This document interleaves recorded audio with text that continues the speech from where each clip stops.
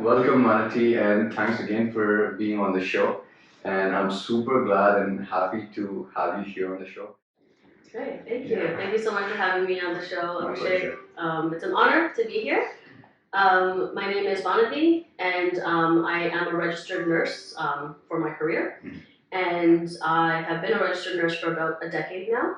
And I've gotten a very interesting experience because it's been a bit of a different journey than many of the nurses that work in the hospital. So I'm finding that at this point in time, I'm able to kind of bring together a lot of my experiences as a nurse. Okay. So I've worked in a primary healthcare clinic, helping build out programs, like preventative programs, as well as helping people take care of their physical health and mental health. And then I worked in palliative care and end-of-life care. So I got a lot of just some beautiful tidbits, because when you're working with people that are dying, you get to hear a lot of their regrets. You get to hear a lot of the things that they wish they had done differently. And then also you get to hear what's actually important for many of us, right? So a different perspective, probably life altogether. Yeah, definitely. Yeah. And if you know Marcus Aurelius, he talks a lot about meditations on death. And there's a lot of Stoic philosophers that talk about meditations on death, and we'll get into that a little bit later. But working in palliative care, I actually started this practice where I talk to my deathbed self. And she tends to put a lot of things in perspective when I take problems to her that I'm just like, oh my goodness, How did you hear about it? Like, what the process and how to go with it? Honestly, I don't know, and I don't want to take full credit because maybe I did get ideas externally, but the main credit I give to my patients. Okay. Especially the ones that were dying, and like when they would tell me their regrets, when they would tell me the things that were really what they thought were important when they were younger, and now that they're here. For example, one of the saddest things, and this is very normal in North America, unfortunately, because we don't necessarily realize the value of community like we do in the East, and our Eastern cultures are based on community. Our family is community, right? Absolutely. We don't have that here so much. Even the people that immigrate here, we tend to lose that. Yeah, the loneliness aspect of it is huge here, and like people start living sort of individual, to keep their individuality, but at the end they're like sort of lonely. And I realized I've heard somewhere in the podcast that most of the people in North America have that fear of dying alone. Because their families do not take care of them. It's not like the South Asian countries. We come from where people are living together in community. The community plays a huge role to take care of each other, if I have to say. Or at least in your old age, you have that support that you could rely upon. But here it's like the old age homes are more. I would say more depressing, sadness, full of. If you think about it, it's kind of where everyone goes to wait for death. Yes. Right? That's what you're doing in an old age home. There's no one. I used to work in an old age home. I used to volunteer in one. And one of the most heartbreaking things is what you just described. They would be there alone. No one would come visit. And you would think our culture, we're very lucky, the ones that just immigrated and were first generation, we still have roots to our culture.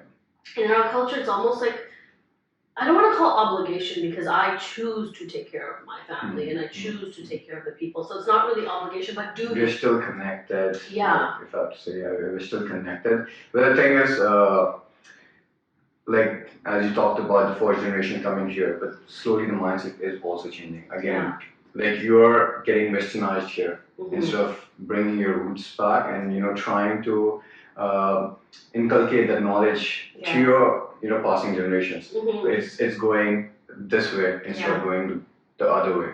So that's also sometimes I think there's a time period of that though, and I'd love to touch on that because that is exactly what you just said is exactly what I did. Okay. And I have to give a lot of thanks to my dad. There's a lot of stuff he did wrong. We can talk about that when we get into the whole healing space.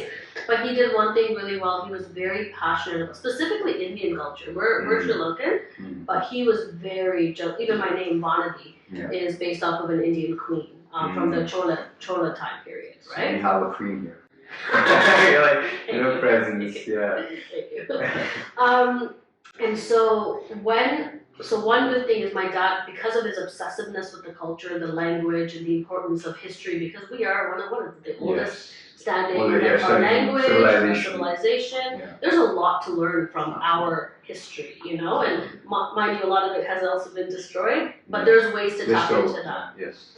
And so I was embarrassed because you come here to North America, and when we immigrated here, it wasn't as, I want to say accepted, but really our culture wasn't as appropriated. Appropriate. So probably made fun of, probably were, like curry smell, you know, like your hair was frizzy. Seen with the raised eyebrow, if I would say that, Like even this, the oil in my hair. This is why I think I still have the insecurity when today we're like, we're gonna be on camera. I'm glad you're actually in your true essence, and you're comfortable in your true essence, and that's what I, with this particular podcast, want people to be free of what the guilt, shame, whatever they're carrying, the emotional baggage, the mental baggage, whatnot, just to be free of everything, because there are 8 billion people in the world.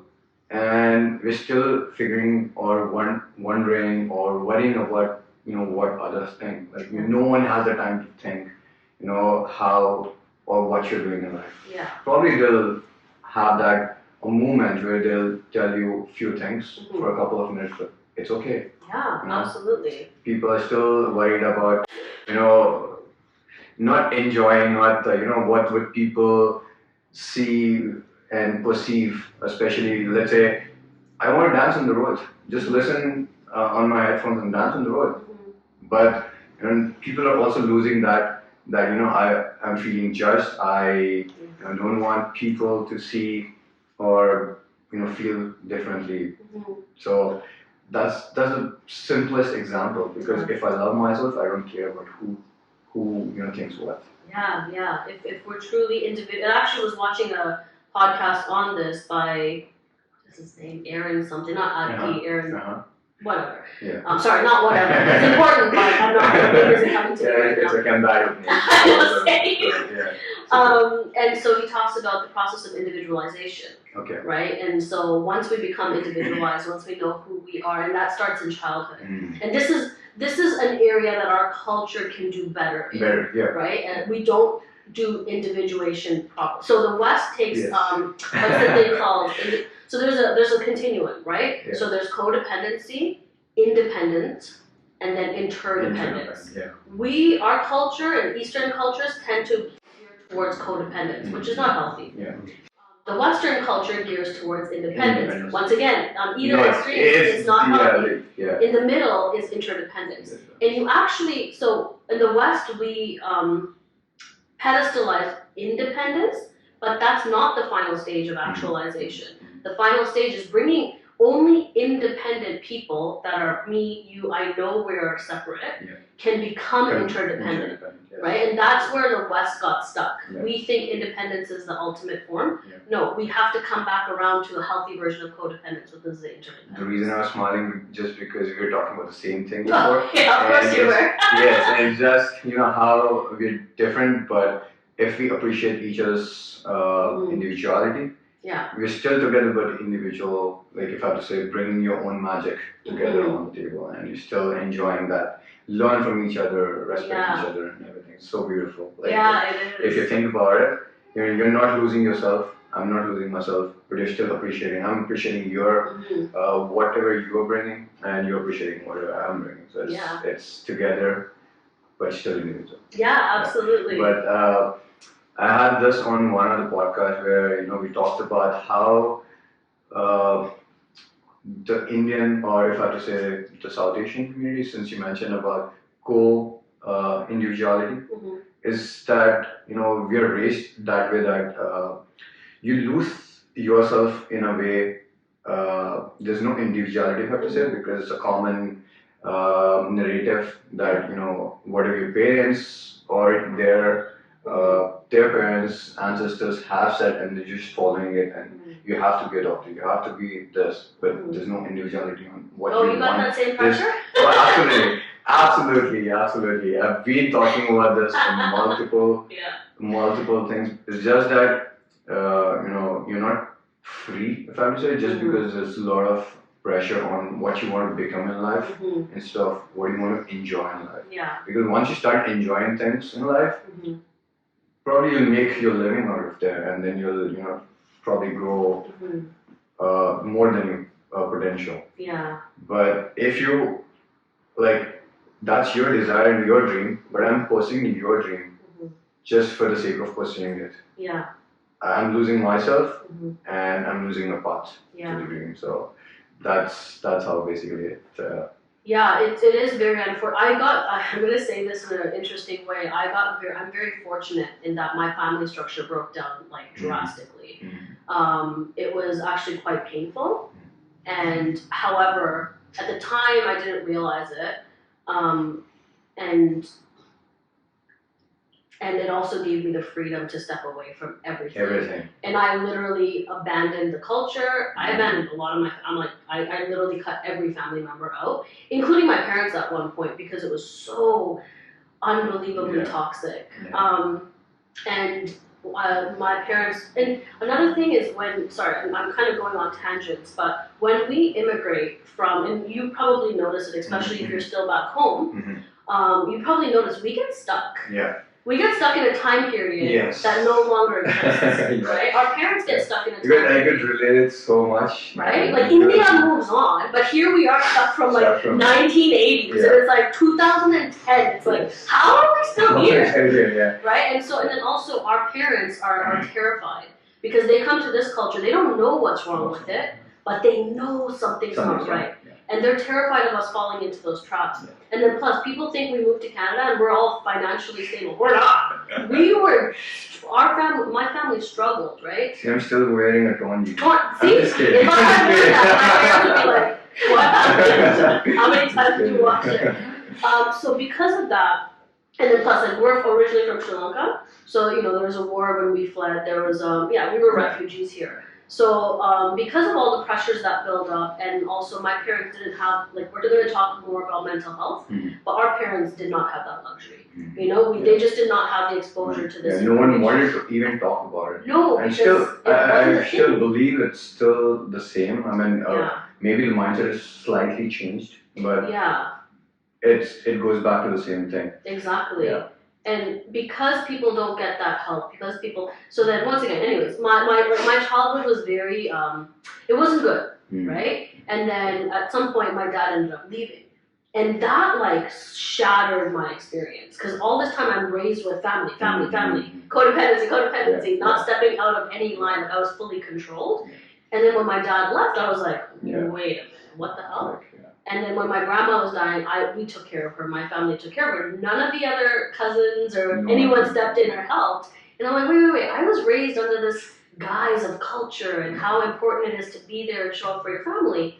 And then when no one actually followed through on the way I was raised, I was like, I don't trust any of you. Who are you? So that judgment piece, we all grew up with that. Yeah. But luckily for me, when all of this broke down, I was like, why do I care about your judgment? Yeah, exactly. Who are you? Are you going to actually help me when I'm struggling? And when we were struggling, they didn't. So because of that, I do have a little bit of a different lens, only because I basically burnt everything down in my 20s. And so then I realized, my family. I'm glad you did. I'm honestly, I wouldn't recommend doing it in the way I did it. I'm a little bit like everyone has their own way of dealing with it, and I believe once you find that you're in the sweet spot, that you're in the happy zone. Yeah, and it was destructive. It was painful, but it also gave me permission to do what I wanted to do. Because I'm a nurse in the psychedelic industry. Come on, a lot of the things I worked in a prison. A lot of the things that I've done has been a bit out of the norm for our culture, And back then it was an identity too. I'm I'm going to do everything that people will frown on me for. So I had blue hair. I had all the piercings before it was a thing. And I was just trying to do that. That itself is a form of prison too. Yeah. So I had to break out of it. But the point is, the one thing I used to say to my parents is, you already got to live your life. You already got to make all the goddamn mistakes that I'm still paying for. Yeah. Why do you think you get to live my life? Absolutely. That was it. And I was always because anytime they tried to push me, and I did listen up until my 20s, I listened, mid-20s. And then after that, I'm like, well, you already made. Look at all the mistakes you've made. Absolutely. You're lucky. I talked about this on a different podcast. Probably, we'll talk about it some other time. Maybe. Yeah. Yeah. And since you talked about psychedelics, Mhm. so I'm intrigued to know how and what made you drive into this. Yeah, so what we just talked about ties into that Everything. very well. So like I said, it was a very difficult childhood. To give some background, my dad was a prisoner of war, and he also had a lot of other trauma prior to that. So there was a lot of PTSD. My mom lost her dad before she was even born. So and we'll talk about generational trauma because that is a thing. And our culture, our religion talks about it. Christianity talks about it. Yeah. So then, and then growing up, my parents, they weren't. It wasn't the most nurturing household at all. So there was a lot of pain, a lot of trauma, a lot of things that happened that created this. I was quite depressed my entire life, and the depression started when I was in grade. I don't even know now, like 7, 8. Wow. Yeah, because they were. My dad was Wow. very. It was like a war zone, and to put into perspective, I cried to sleep every single night from that age up until probably my 20s. It was like terrifying being in that home. Sorry about that. Yeah, it was quite a difficult experience, and then so that sets you up to see the world a certain way. In a different. So it's like I don't trust anybody. I still have to work through that. My nervous system is set to high alert all the time because I'm like I always have to watch like It's like all this micro movement in my dad's face would indicate something. fight and flight thing. Yeah. You're in the, So like constantly stuck on that. So over time, at first I realized I had depression, and then over time I'm like, okay, I don't want to be on this planet anymore. And it was like consistently for like every single year. I would say the suicidality probably started more in high school. And it was every year. I was like, I don't want to be here. Like, what kind of life is this? This is pointless. At least in childhood, I was a very devout Hindu. And I believed in God. I believed in, like, Krishna was my favorite. Yeah. Until I realized he was a player. I'm back. We're good. We're good now. And so that I had the faith to guide me.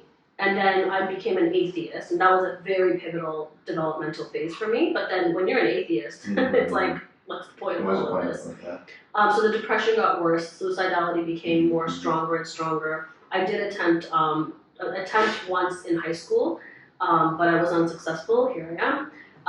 And then... And I'm glad, again, it was unsuccessful. Thank you. Yeah, I also talked about suicides. That there's no point. I mean, why... So there was a question that said, I have to give you $1 million. Mm-hmm. And I say, have a good day. Mm-hmm. Would you take it? If you give me $1 million, just $1 million. of course I'll take it. But if I say, depends on what strings are attached. yeah, I'll just say, I'll give you 10 million now. Okay. But you won't see the next morning. Would you still take it? No. So what matters for you? 10 million or just seeing the next morning? Seeing the next morning. That's what. So when your core idea is to see the next morning, doesn't matter what it is, how it is, how it's gonna be, you have no idea. But you still want to see the next morning. Yeah. That's what is important. So why don't we see this in the same perspective for life every single day? Because you never know where you're gonna be tomorrow. And if you live in this way, with this idea that I just want to see the next morning, doesn't matter what it is. Yeah. Even though I know that it's probably worth more than 10 million because I'm not taking 10 million. That means it's, of course, there's more than 10 million. Yeah. So with this particular idea, if you just have this particular idea, you don't even have the idea of actually going and committing suicide, or probably not, because for you, I mean, at that stage, probably your life is doing nothing, but there's still a ray of hope that something would happen in the future. So the only thing about suicidality is actually not about death. No one wants to die. No one, organism wants to die, right? It goes against evolution, killing yourself. It's not about death. It's about ending the pain. And the brain becomes so convinced. You go to an extreme where you just want to end the pain. Yeah, because by ending yourself. Well, yeah, because another thing about human nature is we are not driven towards pleasure. We are more driven away from pain. Right? So, and this is where all of this will tie in as we continue this discussion, because that's the one thing I try to help people understand is suicide is not about killing yourself at all, right? And so, I mean, in the moment it might feel that way, but if you really think about it, it's really not about that, because it go like what we talked about a bit earlier. Every part of us, the cells, everything in us is trying to keep us alive, which is why you can put poison into your body, and your body will find a way to keep going until the poison gets too much. And so that's the piece where it's very valuable to have that mindset of like hope. But the suicide idea actually doesn't even enter your mind until you actually think there's no hope. Okay. And so I think it's really important, because I hope you've never experienced it, but for people that have never actually experienced, like today, like everyone might have passing thoughts of like, what's the point of this life, you know? But that point of that, it's almost like everything that your body has tried to keep you alive, all of the things that you've been doing, especially like you've been doing all this work, or I listened to everything my parents. I was the most obedient child until I turned 24. Were you? Oh, absolutely. I never lied to my parents. I never hid anything. I was like really good at school, all of that, and that's what broke me, because I did everything exactly how you asked me, and I'm still, this miserable. It's like you're expecting something back. Love and appreciation and like acceptance, but it was nothing good enough, you could, right? receive. And so, I think it's really important that we talk more about suicidality, especially with people that have experienced it, because it is a weird, I don't want to say weird, there's nothing wrong with you if you feel that way. It's very, like, a lot of people experience it from time to time. What I'm saying is weird about it is it's a hard concept to conceptualize, right? Because it's like, it's so hard to conceptualize and it's so hard to understand it. But so we'll come back to that a bit more. And so with that, I actually also think it's a bit of a, like, I think of depression and anxiety differently than I did in the past. It's not a pathology the way the West likes to make it. It's not a pathology. It's your body, your soul, whatever your belief system is. It's like, hey, it's like a pilot light. What happens when your phone is dying? It's like, hey, battery's dying, 20% left. It's like this, And if you keep, the pilot light keeps coming up and you're like, psh. Eventually it's like, the phone dies. Right? It's like, you have to listen to these signs, or just, overwhelmed with these emotions, and you're not sure how to handle these emotions. And it goes back to what we were talking about earlier. When we live a life that other people have destined for us, we're most likely going to be depressed if it doesn't align with what we truly believe or what we truly need, right? So there's many reasons why depression shows up, and I actually think it's a blessing because it allows us to know when we're on the right path or when we're not. Right? And we can talk a bit more about that later. But then with my journey with depression, things just kept on getting worse. And then, like, I did a lot of work, so I've been doing everything I can think of. So therapy, yoga, meditation, eating properly, cutting out alcohol, doing, like, just everything. And things were actually going pretty well. Like, things were going on this way. And then, I don't know, 1 year, after that one time I attempted suicide, I remember how that would have impacted my sisters and my family, right? And with suicide, we're not actually ending the pain. We're just passing it along to someone else. Right? And so with that realization, I was like, I'm getting so emotional. After everything we've been through as a family, how could I do that to my sisters? Forget my parents. They were the ones causing all the pain. I didn't want to hurt them either. But my sisters, like, I was in the same home as them. So why would I do that to them? And then once again, it still came back in my life, but I knew how to manage it. I knew what to do. Like when the thoughts came back, when it got, like I would start planning, I knew exactly what I had to do. I had to reach out to people, I had to be open about it, I had to talk about it. I couldn't keep it in because if I kept it in, it'll grow. So I was very fortunate that I dealt with it from such a young age. I learned the best way to navigate around it. But then it got to a point where I didn't want to navigate around it anymore. Because it was a lot of work to stay alive. It sounds bizarre, but it was. But it was, I could do it, And then and this is the part where I don't understand it, I don't need to understand it anymore. I was on the floor for like 3 or 4 days straight. I couldn't move, I was depressed. I for whatever reason, I had it, because I was a high functioning everything. So depression, I have like all of these labels and we'll get into that But I was high functioning with all these labels.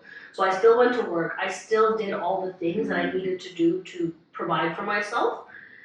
And so I was just floored. I'd get up just to go to work, and then I'd come back and I'd be on the floor. And then I think I might have called in sick one day on a Friday or whatever, and I was like, yeah, I can't do this anymore. I'm sorry to my family, but you're just gonna have to carry the pain then, because I carried it for this long. And I just surrendered.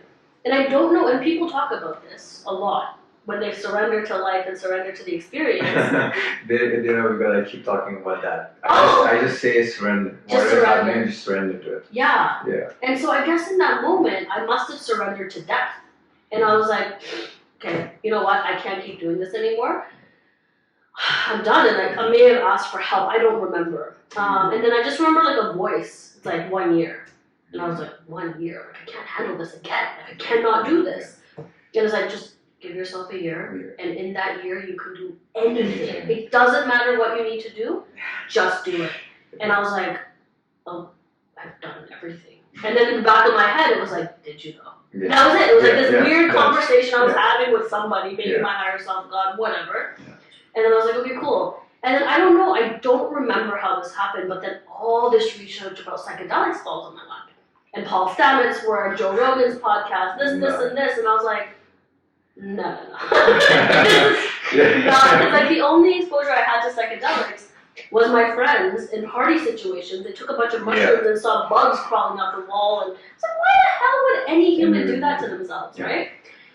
So I was like, okay, once again, the logical brain comes on and it's like, dude, you want to kill yourself. Like, it's okay if you see bugs crawling out of the wall. The next part was legal. Like, oh my God, what's illegal? What if I go to jail? Once again, the laughter. It's like, death, imprisonment. Which one do you choose? So then, once again, I'm trying to logic my way out of this.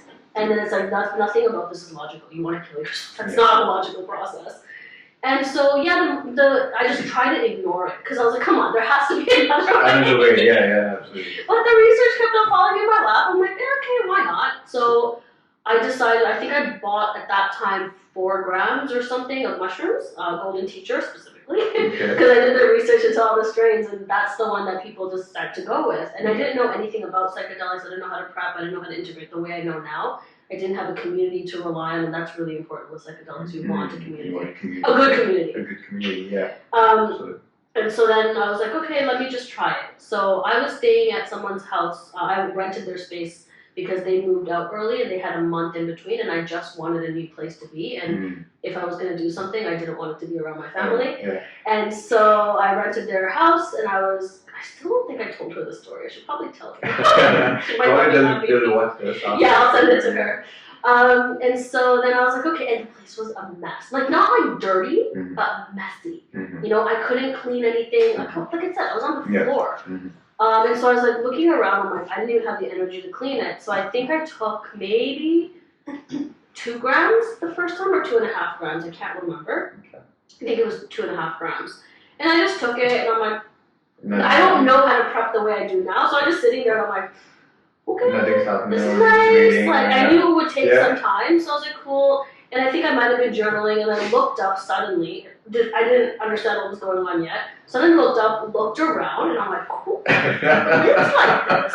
And I was so confused. I was like, why is this place so dirty? I just got up, all of a sudden energized, cleaning everything, washing the dishes, and I'm just like singing, laughing, and I was like, what's going on? And it didn't hit me immediately either. I just noticed, I didn't even notice I was just building up. Elevated mood. And then it hit me. I was like, and I started crying because I was like, I had never felt that before, right? Up until that point in my life, I can't say I felt happiness or any of the other stuff that was going to come later. And I messaged my sister, and I told her, because I told her ahead of time, I'm like, hey, just keep an eye on me because I'm about to take mushrooms and I might jump off the balcony based on what I've heard in the, the propaganda and the media. That doesn't happen. And so, I was messaging her throughout. I'm like, yeah, I'm still alive, everything's good, and oh my God, everything is really good. And so I was like, I'm cleaning the place up for the first time in so long, and I'm just explaining everything. And then I go into that apartment complex had a steam room, a sauna. So I decided to go into the steam room. And interestingly, I walk into this, and this is very insane. And when you talk to enough people that have really truly worked with mushrooms, like this is not at all abnormal. No, not abnormal, what I'm going to share with you. So I walk into the steam room, and no one's there. It's empty. Okay, there's not a single human in there. Open the door, turn the steam on, go in, and I'm like, In my mind, I was walking into a ceremony of some sort. I had no idea about this, because like, I hadn't looked into psychedelics to that extent to understand what I was witnessing or experiencing. So I was like, and I'm a joker most of the time, like I'm very like silly. So I walk in and I'm like, hey y'all, I don't know what you're doing. I know you're not actually here, but enjoy, carry on as if I'm not here. And I just like walked in like talking to whoever was in the ceremony, and I noticed it was a circle, and they were all like, there was like something in the middle. And then I close my eyes, and all I hear is like the sounds of a jungle. And I'm like, oh, it must be in the jungle somewhere. I must be in the Amazon. I'm going to the Amazon jungle at some point. And this is all, like, I'm talking to myself, saying all this. And I hear a creek going by, and there's like a very specific sounds, and very specific. Like, I knew I was in like what looked like a bit of a hut, and there was like some kind of thing in the middle, and there was like people around it. That's the ceremony. Does it relate to anything in real life? Yeah, okay. So that happens, and then, I have that experience. And then the rest of the time, I just get this message that everything is good. Everything is good. Everything you've been through till this point, there is the purpose for it. Everything that's happened, your pain has a purpose. Your pain has a purpose. And it was just this constant, like, everything makes sense. Like, why Appa was the way he was. Why I'm not, like... And I just kept on telling my sister that. I'm like, I promise, like, the pain we went through, there's a purpose. Like, we're going to be okay. It all just makes sense. It's a part of the grander scheme. And that's where the law of one comes in. We'll talk about that. And so all of that happens. I really absorbed that experience. And then a few months later, or I think a year later, the more information about ayahuasca falls into my life, like lap. I did not know about ayahuasca beforehand. I didn't know what it was. I didn't know what happens in it. I was watching, I think maybe this doctor, Gabor Mate, and he starts talking about this medicine. And I was like, okay, cool. So I look into it, and I look into... And when is it? How I think it might have been 2018. 2018, okay, yeah. Because it's actually in trend since then, 2018, 2019. There's a lot of people talking about ayahuasca and the experience and how, you could actually use it and the calling. Like, they say ayahuasca is the plant medicine, the mother of all plant medicines. And need to find it, it'll find it. She calls you. So, have you had that experience? I find that any of the naturals of plants I've worked with, they've called me. I don't go to them. Right? And I'm not, and I'll explain this, because this is actually a path that ends up with iboga. And so first was mushrooms, and then I was researching, different facilities to go with for ayahuasca. I chose the Temple of the Way of Light simply because Gabor put his name behind it, and I trusted him, so I trusted whoever he would associate with. So I get to the jungle. It's in the middle of the Amazon, like I promised myself in that ceremony. I'm like, I guess I'm going to the jungle someday. And I was looking at the pictures. Sorry, you're actually going to the jungle in real life? I went. Okay. In 2019. So I went after your first experience. Okay. Yeah, about a year later. I worked with mushrooms for a bit, and then once again I told him I started all of the information about ayahuasca started falling in my lap, and I was like, what is this about? And so I just kind of looked into it, and I can't remember what happened, but I remember at that point in my life, everything fell into place. So that it opened the path for me to just walk through. So I was like, this must be the path I have to follow. So I get to the jungle, and I'm walking around. I looked at the pictures. I'm like, oh, these pictures look familiar. I'm like, why would I know this? Like, whatever, forgot about it. Get to the jungle, and I was like, I've been here before. I guaranteed in some lifetime I was in that jungle, right? And so I was like, oh, it must be past life, whatever it is. And then the most important thing is we hadn't started our ceremonies yet, and there's 3 different malokas, which are huts. And one of them you do yoga in, another one is like where we all got together after ceremonies to discuss and unpack. And then finally is the actual ceremonial maloka. And I hadn't gone into that maloka until like a day or 2 in the jungle. And I went into the maloka, and I'm like, oh, this place is so familiar. And so it's set up. The Shipibo healers are in the middle, and we're all sitting around them in a circle. What is the Shipi? Shipibo healers that's the lineage that in South America that carry the tradition of ayahuasca. Okay. And they're like the shamans. But like shaman itself, that term is actually a Viking term. It doesn't necessarily translate, but that's the closest one. Yeah, okay. And so they sit in the middle, and then we all sit in the circle around them. So you got attracted to a ceremony that you were not intending to actually attend? No, I was attending it in like the jungle, right? So I knew what I was getting into. I knew what I was paying. Like all of the what's it called? Like the information fell into my lap, so that I could make that decision. And then, like I said, everything in my life just aligned. That I could take the right time off. The plane, everything just was like perfect. So like, yeah. And then when I was sitting there on the mat, I looked up at the ceiling and I like shot up. I'm like, holy, this is where I was in my mushroom journey. Like this is exactly it. But I'm like, the creek sound, I don't hear the creek sound. That's not there. So I was like, whatever. And there's like this library that there's a part of the setting. And when you sit in that library, at certain points, when the rain is high enough, there's a creek. Okay. And so then all of a sudden I'm sitting there and like all of those noises come in. And the way ayahuasca ceremonies happen is I remember if I told you in the mushroom journey is that I walked into a ceremony, there's people in a circle, there's someone in the, like there's something going on in the middle. That's how the Aya journeys are facilitated, at least the ones I've been to, is the Shipibo healers are in the middle, and then we're sitting around in a circle, and there's a ceremonial progression. That was a visual of this journey. Yeah, it was almost like a foreshadowing, and if you hear a lot of like Paul Stamets work and other people that work with these medicines, they tap into these other senses. I had this question because I had a similar experience, not the visuals, but the questions, talking to myself. So I had no idea how to explain it to people, but I was just literally asking questions to myself and I'm getting answers. Not just about me, but about my family, about my sister, about my mother. So I was like, is this true? Is this real? Because I don't know the future, but how can my inner self is answering these questions? Yeah. So I was not sure, and I was not sure who to ask. So I asked these people, but again, maybe it's just, so I have no idea what to believe or not. I'm just surrendering to it and seeing where it takes. Absolutely. So if it actually comes out true. Yeah. So. And I think that's a valuable question. And then I also park that. Like, is this true? And I can give you an example of that. Working with, so then mushrooms led me to Aya led me to Iboga. And Iboga is actually from a country in Gabon. It's a root, it's another plant medicine, and it's held by the Gabonese people of Gabonese tribe.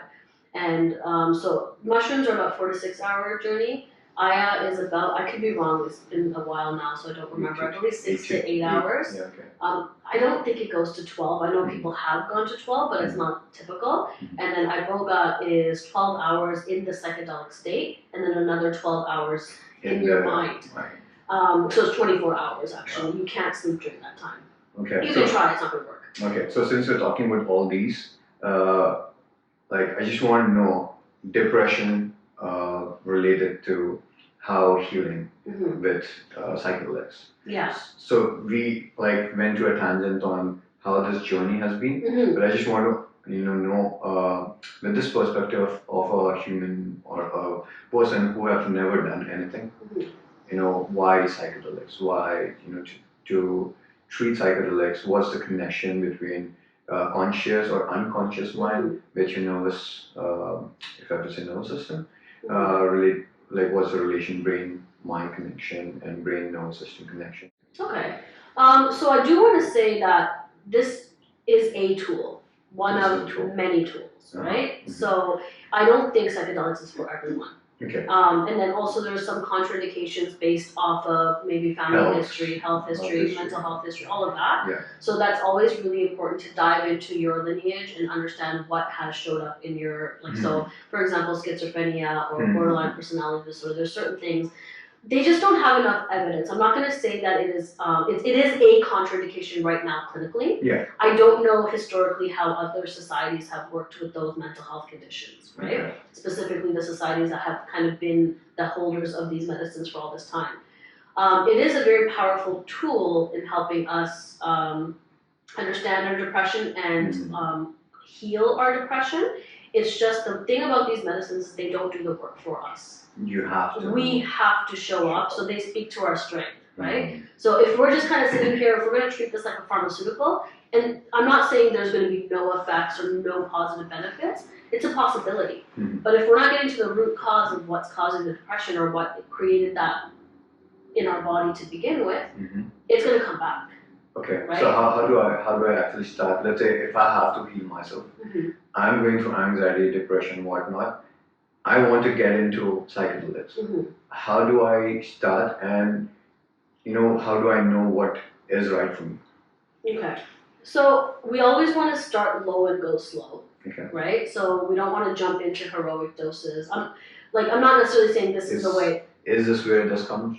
Yeah, so there's different versions that we can work with, right? So this is my friend, microdosing guru, created this journal, and her name is Anna Maria Badilla, and she's a wonderful microdosing coach. Thank you, Anna, for this. Thank you. Thank you. And so this is really helpful tool for when we're microdosing. So there's different different dosage of the medicine you can work with. Yeah. Microdosing means you're taking a micro dose of the medicine, and ideally you don't feel anything.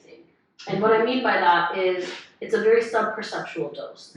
So you shouldn't be seeing the walls move and all of this stuff and talking to imaginary things. Like ideally that's not happening. That's not happening, yeah. If that does happen when you take a microdose, you've taken too high of a dose and you just want to decrease it. So this is a really beautiful tool when you're trying to figure out the dosing of the medicine. So specifically with microdosing. Okay. So you can track certain things like, do you feel lightheaded? Do you have a headache? All of these symptoms could tell you that maybe you're taking too little of a dose, because if you're not feeling like anything, because what you can feel with microdosing is it's almost like a little bit of the volume gets turned up. And what I mean by that is colors may look a bit more vivid. There's certain, you might notice elevated mood, you might notice certain things. Now, the opposite can also be true, right? So if we're microdosing, especially with psilocybin, they tend to put you back in touch with your needs. So with your needs. So what is it that you're neglecting or not seeing, right? Okay. And they're also considered non-specific amplifiers. So what that means is whatever is present, they can actually expand on it. Enhance. Enhance on it. And so then that could be anxiety, that could be certain things. But it's not that it's not working. It's all the stuff that you're trying to ignore and repress.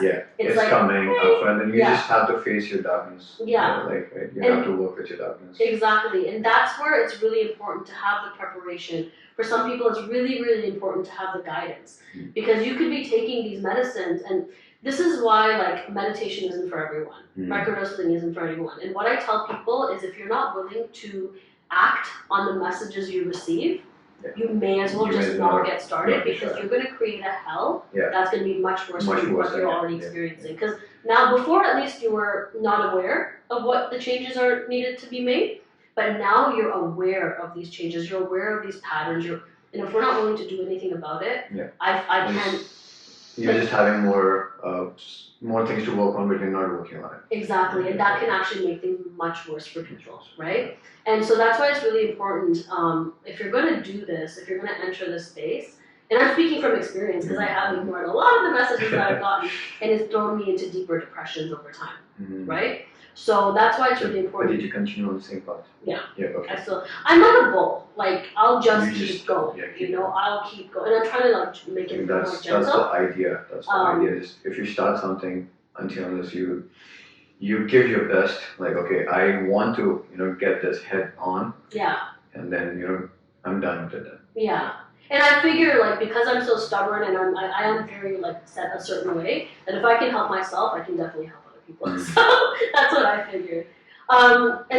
Sorry, I have this one question. So, since we are identifying things here, how do I know that, okay, this is good for me now? Because I've heard about mushrooms is that you have to double it or keep increasing the dosage to make it Okay, yeah. So, that's a wrong yes, perception. Okay. that will happen if you're taking it every day. Okay. Right? So that's where the schedule. So there's a part of the book that kind of discovers which dose is best for you. Mm-hmm. So just enough that you're not feeling like all of these colors changing, and so just enough that it's not like you can still function. You should be able to drive with a microdose. Okay. Right? Okay. If you can't, then that's not. Then that's a super high. Yeah.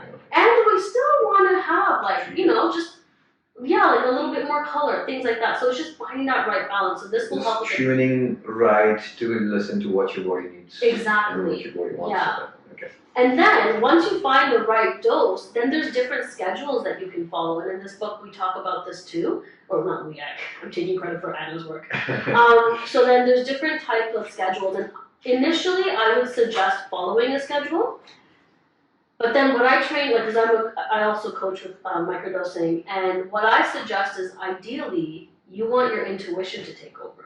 Mm-hmm. Right? We don't need to follow other people's schedules. We don't need to follow the external world. This is helpful to get us on track.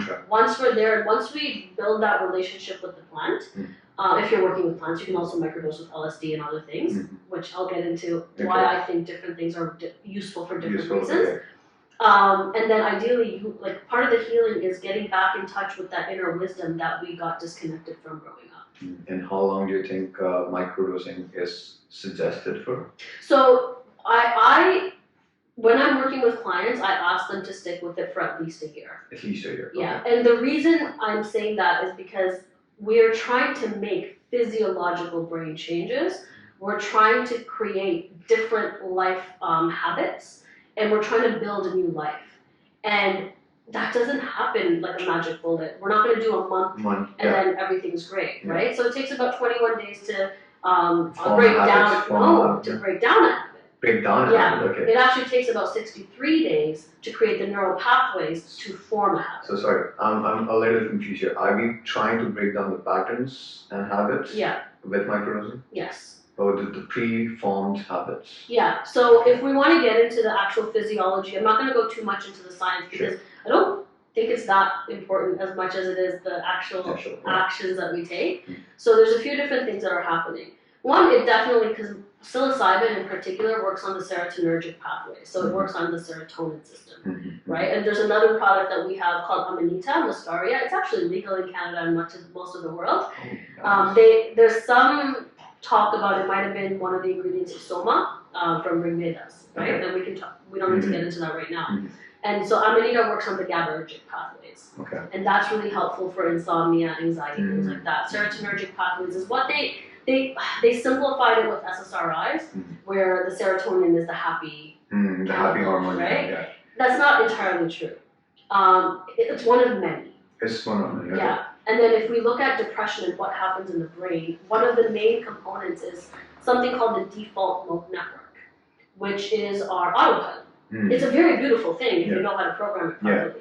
If it's become programmed improperly and it becomes too rigid, obviously this is very simplified, right? There's a lot more processes going on.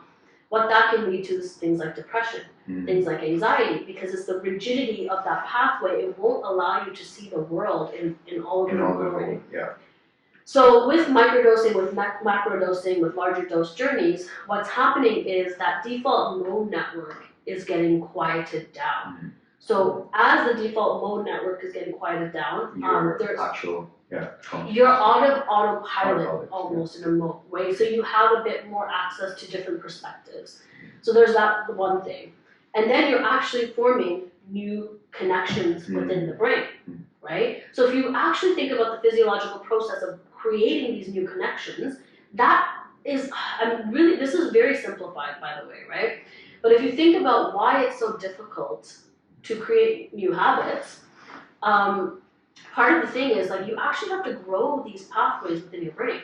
That's a difficult process for your body. It doesn't want to do it. It wants to do what it always does. Yes. What microdosing helps with is one, bringing down the volume of the default mode network, and then also bringing together more formations of these new connections. But you are the gardener of those new connections. So the process of acting on the things that you need to act on. So say you want to start working out, like your long-term goal is I want to work out 6 days a week. you want to start walking every day, right? You want to start implementing these things slowly while you're microdosing, because it's much easier to make these changes, because one, the old autopilot is a little bit quieter, and then these new neural connections, you're shaping what they do and what they communicate about. So now you're creating these new healthy habits, and it's a little bit easier to do it. And can you just get super dependent on it after, let's say, you talked about 1 year program. Let's say someone does it for 1 year, but they need that because they're always like, to have that light buzz, I mean, it's a tool. The possibility of addiction with psychedelics is very, very low. Very low. I wouldn't say you get addicted to the medicine itself. I think it's a good addiction of the feeling. I mean, of course you're not addicted to the medicine, but of course you're feeling addicted to the like, how do I say, the feeling. Well, no, because the purpose of using it is as a catalyst, right? Because by the time you've made all these changes in your life, you can go back to them whenever you need, because they're always going to be there, but you may not need them as much as you did in the past, right? But so there's different reasons why we use psychedelics, and we're very focused on the healing. Okay. That's beautiful. We all want to heal.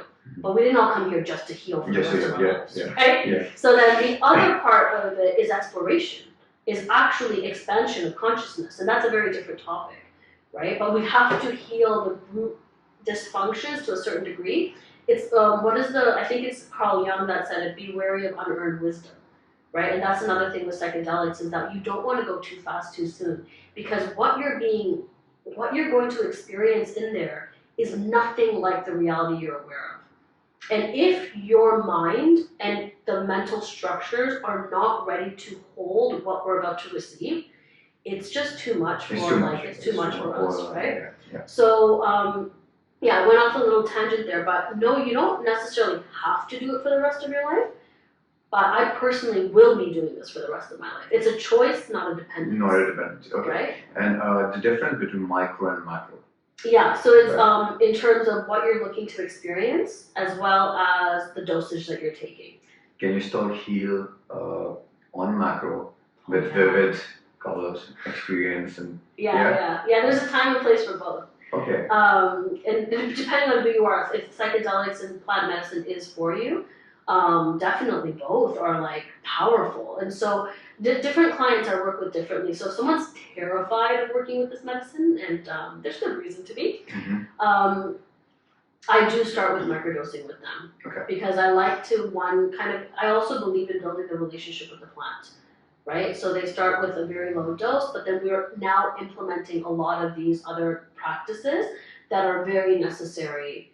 One, for the journey you're about to take, and then to maintain just everything that you get from that journey. Nice. And so that preparation phase, with any major large dose journeys, you want to prepare, you want to have the journey, and you want to integrate, and it's all really part of the same thing. That's the ceremony. From the moment you decide to work with the medicine, your ceremony starts, right? And then the integration is just ongoing, ideally for the rest of your life.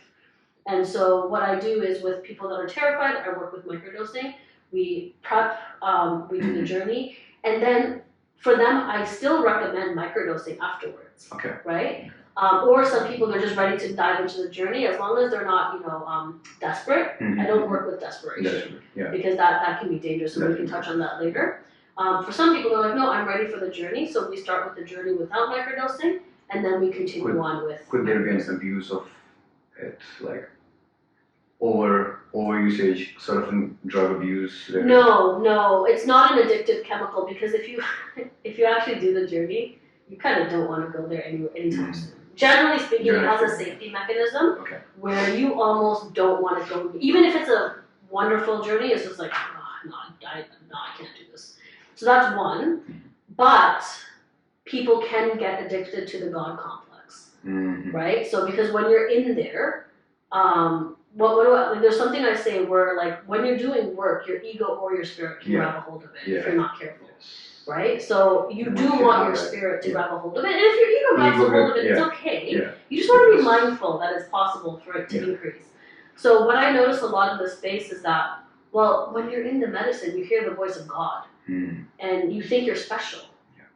yeah, you are, and you're also not. You know, like you're not unique in that. Yeah. Anyone that goes into the space hears the voice of God. You know, so it can be what can happen, and I've done this myself, so I'm not judging, or if I am, I'm judging myself too.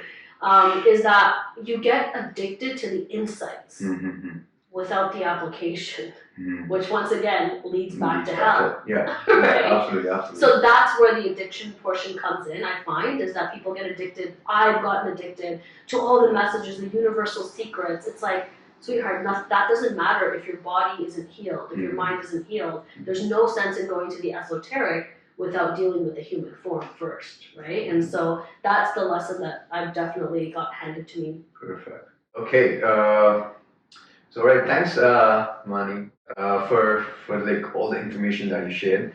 So a couple of questions to end.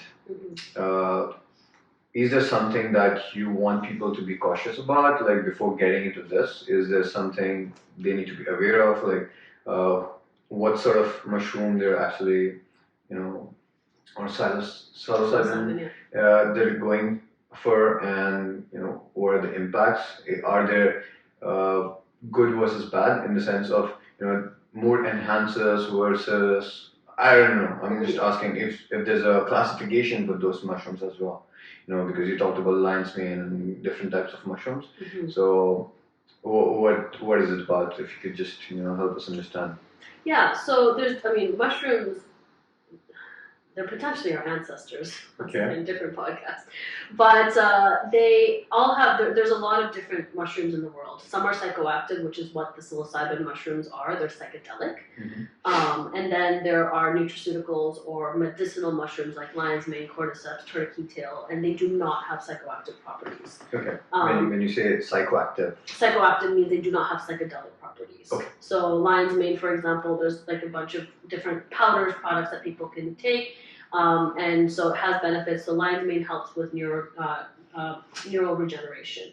It also helps with potentially with the stack. Niacin, lion's mane, and psilocybin together can be really helpful and can enhance your microdosing practice. Okay. Right? Psilocybin is the only, not the only, but one of the, actually in mushrooms, psilocybin is the only psychoactive mushroom. Okay. So what most people work with psilocybin cubensis. Okay. And so that's one of the strains. But even within that, there's multiple different strains with higher or lower doses of psilocybin. I personally like starting with Golden Teacher.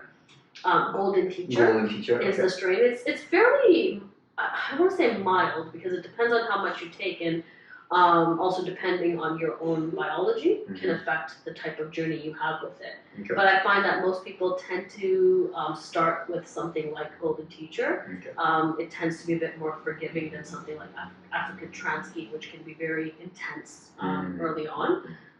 So yeah, that would be my recommendation with regards to the actual medicine itself. Okay. Yeah. Okay, perfect. And is there anything else that you want to add? Maybe I've missed. There's something that people should know. Yeah. Be aware of. Be aware of this space in general, right? Like who you choose as your guide, who you choose as a facilitator. There are certain things you want to look out for. Like if anyone has like something like the God complex and like kind of refers to themselves as a healer, I'd always be mindful of that. Like one example I like to give is the surgeon doesn't actually heal you. The surgeon provides the favorable conditions for your body to heal itself, right? And the same goes for any of this healing space, is that no one really outside of you can heal you. It's your own inner wisdom. So I'd always be mindful of like kind of who these people are, how do they show up, what has their experience been with others, and how do they treat this medicine? It's really important. It's really important to do your homework. Because there's a lot of, just like in India, we have gurus that take us down all these different paths. We want some to are be careful. right and some are actually some can be harmful, right? And so, especially if their ego is elevated, it can cause a lot of harm. So definitely do your due diligence if you're going to be working with someone. You just want to be, because this is your own psyche. You want. Our safety is first and foremost our own responsibility. Yes, absolutely. We cannot put that in someone else's hands. Yeah. So I would definitely do my research on who I'm working with, and then also why. Why do you want to come in here? Why do you want to do this? Yeah. Right? The purpose. The purpose of Intention. it. Purpose. The intention, all of that is really important because, like I said, there's the element of healing, and then there's also the element of expansion. But I would not go into the expansion prior to setting up your psyche and releasing any of the old unhelpful programming, and then you can go into the expansion because you can truly expand at that point. Is expansion also recreational? Yeah, totally. Yeah. There's absolutely there's a time and place for recreation. Okay. And I'm all for it. What is it? My partner calls it. Well, I'm sure he got that from somewhere. But recreation is recreating. Right? Yeah. So that's recreation. That's why the name came. Recreate. Okay, so then I think he thinks he made it up. But no, he needs to watch this. Yeah. But yeah, it's like recreating. So I think it's a beautiful experience to have with your family, with your friends. I've tripped with my sisters, and it's like awesome. I'm getting into higher and higher doses, but that itself can be extremely healing because we're connecting, and there's medicine and connection. Medicine and connection. Yeah. Oh, okay. So thanks again for this wonderful time and experiences that you have shared with us. And there's one question I always ask for all the people I've interviewed. Mm-hmm. So this would be like, what would be one thing? I assume you have so many things in life. Sometimes you neglect or at least have that one thing in mind, but you never got a chance to work upon. Maybe it's personal life, health, fitness, could be anything, emotions, family, relationships. So one thing that, you probably want to work upon in your coming, or at least in the few coming months, weeks, years. That's your priority that you probably would. Oh man, that's an interesting question because if anything, I'm trying to lessen what I work on because I'm a little obsessive. I guess one thing is joy. That's definitely out of the realm. I tend to work with the shadow side of humanity and the psyche so much that I almost neglect the light. And I'd like to put more intention towards joy, play, and pleasure. Because it's a bit foreign to me, and so that's one thing I'd like to work on. Yeah, I asked this question because a lot of times people actually don't, they're busy in their own lives, but sometimes they don't address what's the most important thing that they probably want to work on, but it's still sitting. It's like other priorities are taking place, but it's still there. That's why it's your first priority to work on, but it's still lying there. So that's why. And thanks again for sharing that. Yeah, thank you. And well, thanks again. I'm like super, so much of information to process, and for anyone who's listening who wants to start their journey, or at least are going to a negative or a darkest side, I am pretty sure they would find most of their answers, or at least like to whatever they were probably looking for with whatever you have shared with us today. And I would like to thank you for what you're doing, and also the way you are helping people come together and also helping them heal. So thanks for whatever you're doing to the society. Thank you. I really appreciate it. Thank you.